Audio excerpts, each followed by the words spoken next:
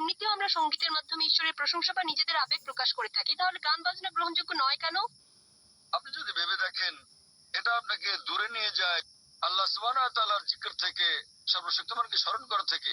আমি ব্রাহ্মণ্যবাদের একজন অনুসারী, কিন্তু আমি ইসলামের অনেক কিছুই পছন্দ করি।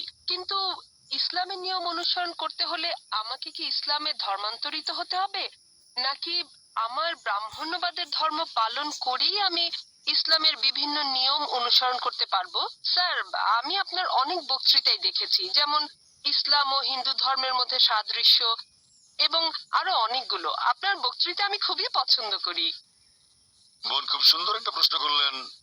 তিনি বললেন যে তিনি ব্রাহ্মণিজমের একজন একনিষ্ঠ অনুসারী, কিন্তু তিনি ইসলামের বিভিন্ন বিষয় পছন্দ করেন। তার প্রশ্ন হচ্ছে যে তিনি কি ইসলামের এই সব বিষয় অনুসরণ করতে পারেন এবং একই সাথে তারা ব্রাহ্মণিজম চর্চা করতে পারেন। তিনি আমার অনেক লেকচার দেখেছেন এবং অনেকটা পছন্দ করেন।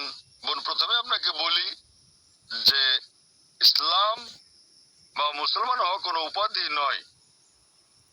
ইসলাম আবিধানিকভাবে বোঝায় শান্তি, যা পাওয়া যায় নিজেকে আল্লাহর কাছে সমর্পণ করে।